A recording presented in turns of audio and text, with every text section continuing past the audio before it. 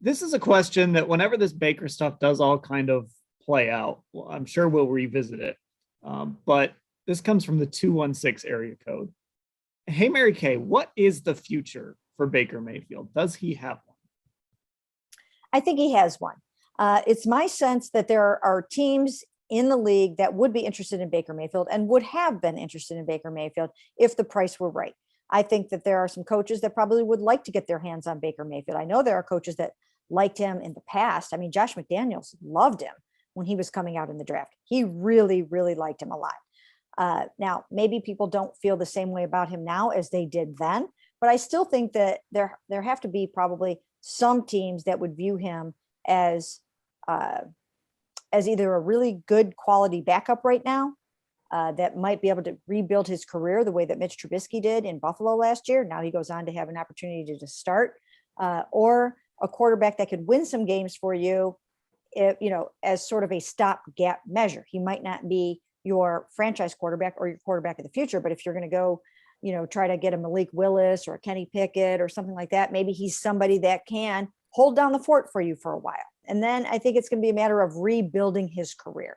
And the best way for him to do that would be to get with somebody that really, really believes in him.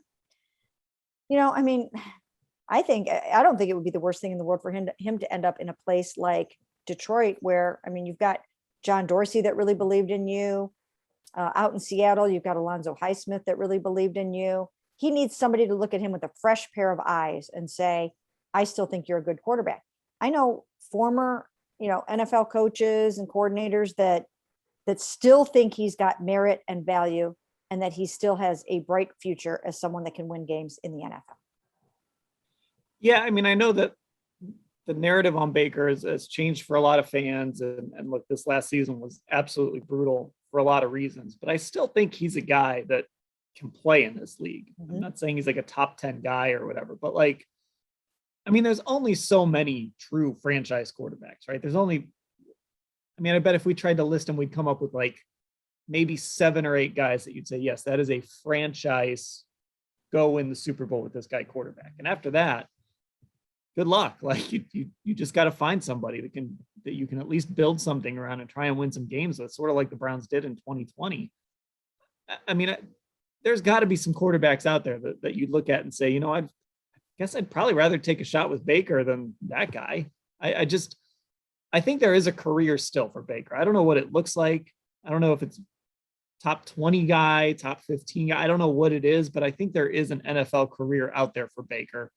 But he's got to kind of take this opportunity to kind of look in the mirror and say, what could I have done better? Do I need to kind of change my attitude and my approach a little bit?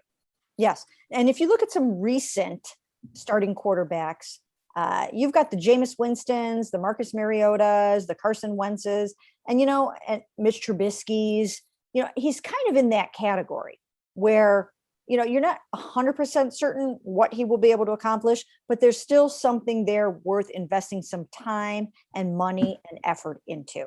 And I think, once again, if he gets in the right situation, he might actually be able to surprise some people a little bit. But I think he has to have some things that are pretty good around him. To hear Scott McLuhan tell it, Tyler Dunn, right, what's the name of Tyler's podcast? Is it Going Long? Yeah, I'll look it up so we can give him credit. But yeah, he talked to Scott McLuhan, the former general manager of the Redskins, very close to John Dorsey, who was very instrumental in helping the Browns arrive at the decision to draft Baker Mayfield in 2018 over the guy that I thought they should have taken in 2018. But Scott McLuhan still feels like Baker Mayfield is going to be one heck of a starting quarterback in the NFL, and that he's going to go out there and that he's going to be wildly successful. Did you read that, Dan? I did. Yeah. It was a little over the top from our buddy Scott there, but it was very strong. It was very strong. But he jumped on the table, so to speak. That's a scouting term, as you know, Dan.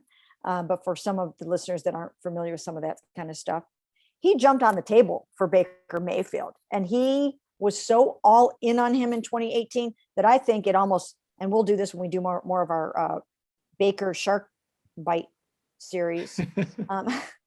that that I think they didn't have any eyes for Josh Allen because they were so all in on Baker Mayfield. They didn't look at anybody else. Not, I mean, and Lamar, now that's a different story with Lamar, because Lamar, you knew that you were going to have to completely create a whole entire offense around him and turn him into, something that you just nobody knew for sure exactly how that was going to work. I mean, you had to really commit to it like the Ravens did. And I don't know if the Browns would have been able to do that.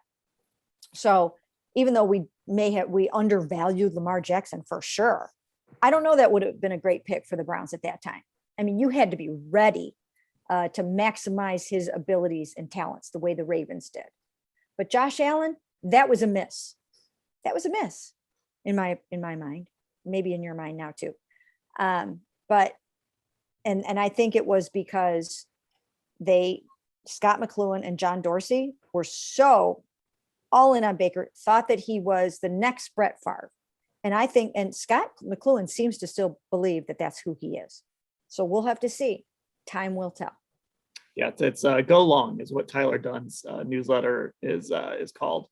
And yeah, he did a long interview with Scott McCloughan. This was obviously before all the Deshaun Watson stuff went down, and Baker was still sort of trending to be the Browns quarterback, or maybe be the Browns quarterback. Like I said, Scott McCloughan, he's a good evaluator. He's a consultant for a lot of football teams. He was a former GM, and he is still so sold on Baker Mayfield.